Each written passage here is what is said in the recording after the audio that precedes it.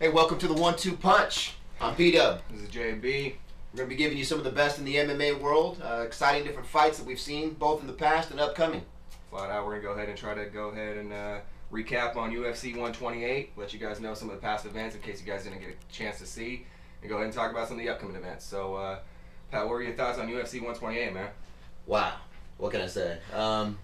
Big, huge Johnny Bones Jones Big Johnny Jones fan. Been a big fan, and I felt like it became his moment. He became the guy right in front of our eyes, and it was just exciting. It has to be one of the really one of the more impressive performances we've ever seen from a challenger to take a belt. Yeah, I think the Shogun camp, I don't know what they were training at, but I think coming into that fight, I think they were just lost with Jon Jones. You know, I think he threw everything at him from every angle, and it was just a sad day for Shogun fans because you saw a champion just straight get demoralized right in front of our eyes. So.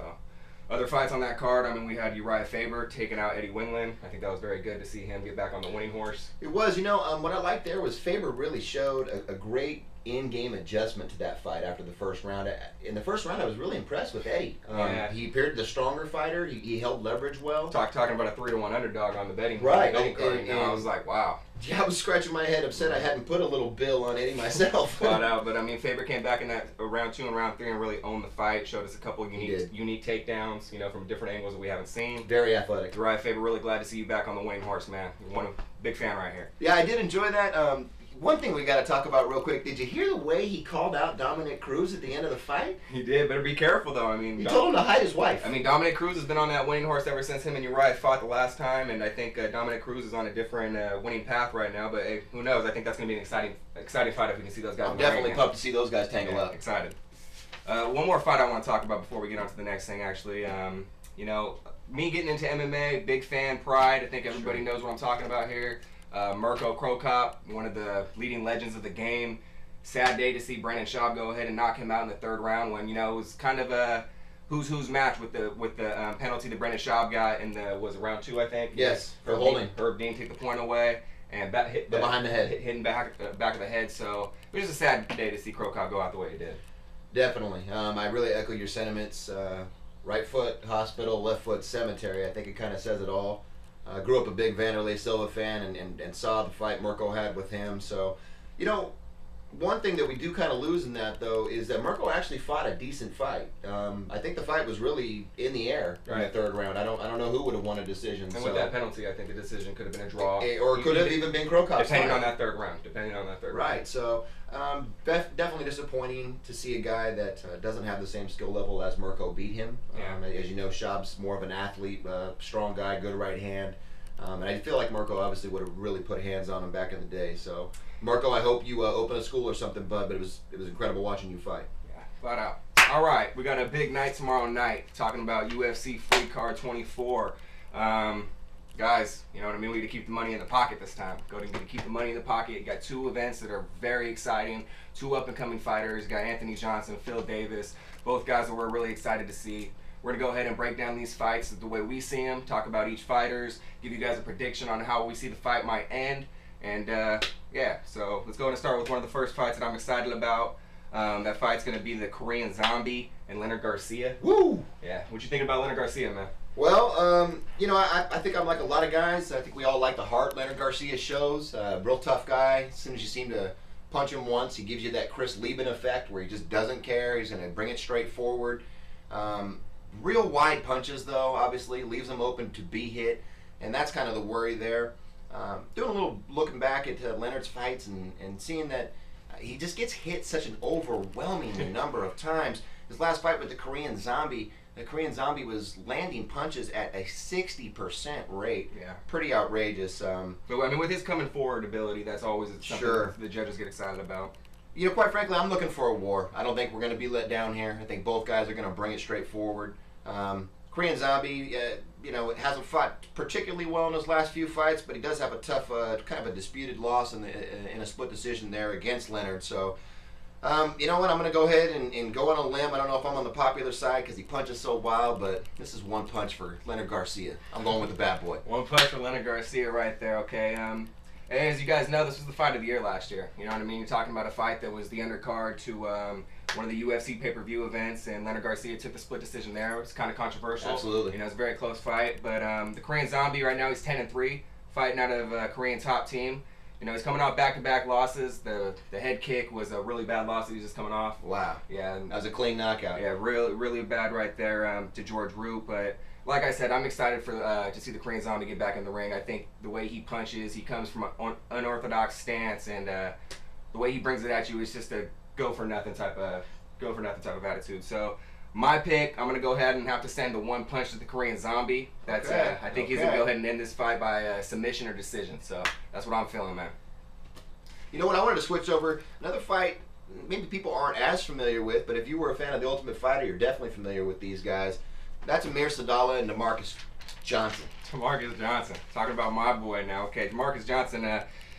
You got a weird situation there. You're talking about a fighter that's 12-8. Got a lot of potential behind him. You know, he's coming off the Ultimate Fighter with Dan Henderson, Michael Bisping, USA versus Britain.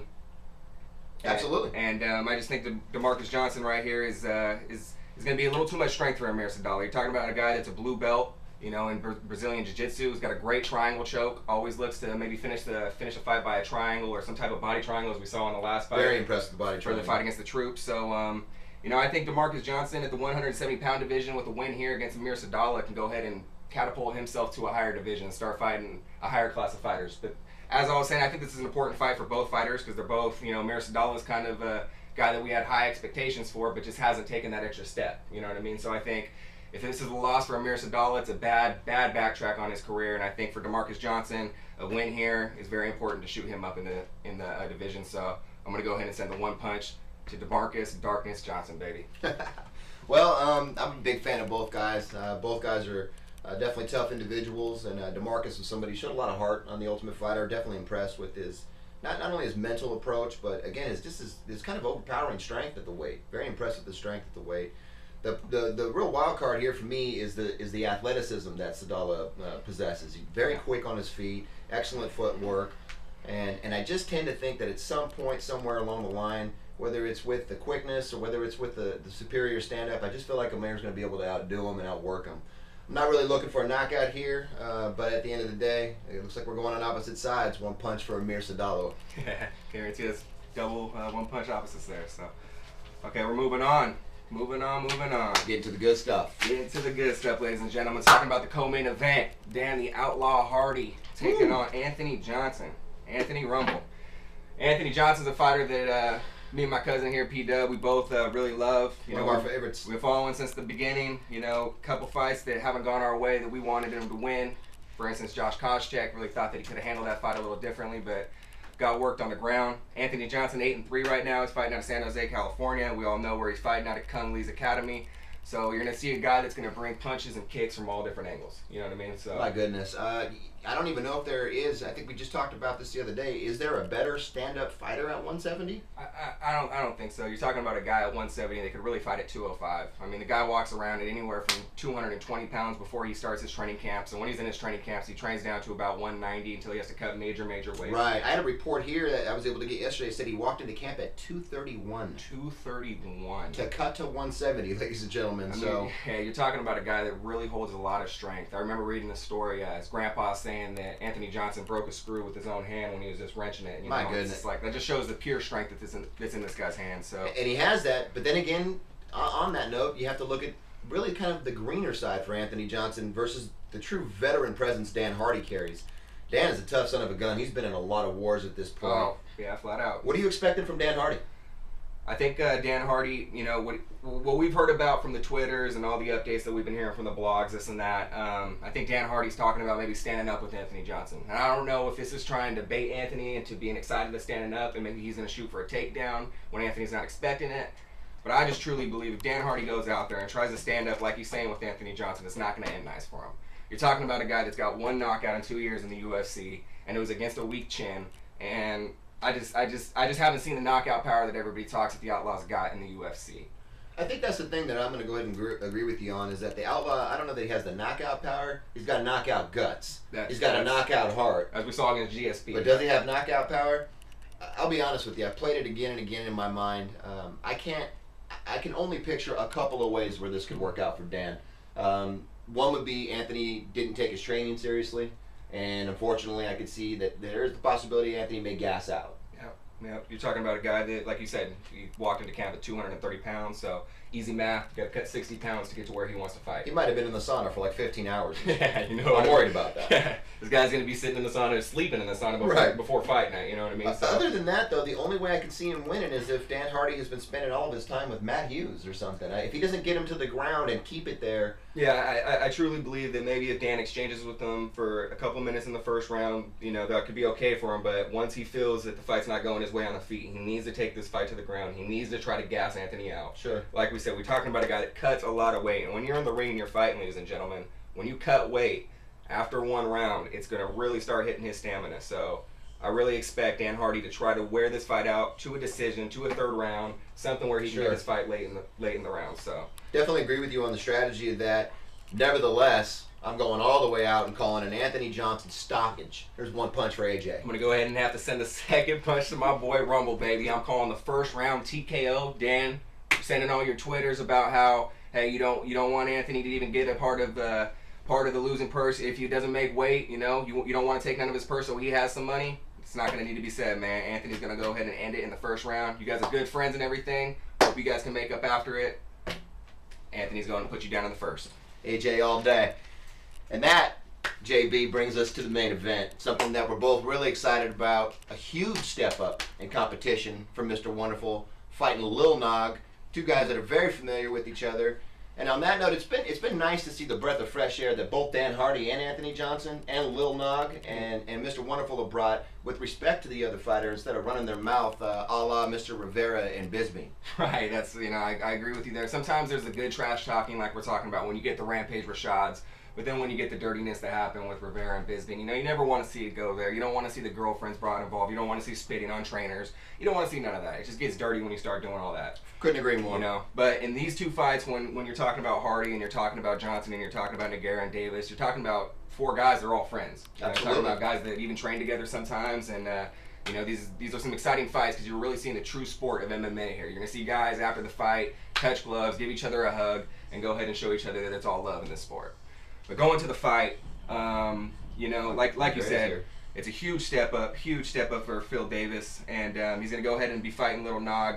I think Little Nog 19-4, you know what I mean? You're talking about a guy that possesses some of the best boxing at 205, and this is going to be a situation that's going to be hard for Phil Davis. What you think about him, man? Well, you know, I've really looked at the fight right and left, and Lil Nog's competition level is in a completely different league. It's almost like playing Major League Baseball instead of playing single A baseball. He has been in with some of the biggest and toughest guys, and even beaten some of these gentlemen, including a guy we may have heard of named Alistair Overeem. That's true. Tends to get a lot of respect. So obviously the stand-up end of things, I got to feel is a big advantage for Lil Nog. If he's able to keep Phil on his feet and able to keep the fight up on the I should say up off of the ground. I just can't picture any way that the fight can go to the ground and then Nogueira could win short of maybe some sort of a submission. Yeah, maybe catching Phil in a triangle choke. Because, like we said, you know, Phil Davis hasn't been in the ring with somebody like Little Nog's stature. Mm-hmm. But when you talk about Phil Davis, you're talking about a Division I champion at wrestling. You're talking about a guy that went to Penn State, where Penn State puts out some of the best wrestlers in Division I. And you're talking about a guy that's got some of the best and most athletic takedowns in all of UFC. So I believe, I just think that after the previous fights that Little Nog has shown with Jason Burrows and Ryan Bader and his inability to stuff the takedown, I think that I just think that Mr. Wonderful just had to watch his tape and go ahead and just work on extra takedowns, take this fight to the floor, and go ahead and work ground and pound until Little Nog tires out, and maybe work one of his amazing submissions that we've seen, like the Mr. Wonderful submission or some type of Kimura, some type of armbar, because we've seen Mr. Wonderful do it all. He's got the ground and pound, he's got the athleticism, he's got the submissions, he's got everything. So I think the one thing that's in question is maybe his stand-up, but we haven't really seen him in a stand-up with a boxer like Little Nog. So I think this is an important situation for Mr. Wonderful not to get too confident and not to look past Little Nog, but to see if it's not working on the stand-up, take this fight to the ground, ground and pound, one punch right here, Phil Davis, and I'm going on a limb and I'm calling a submission.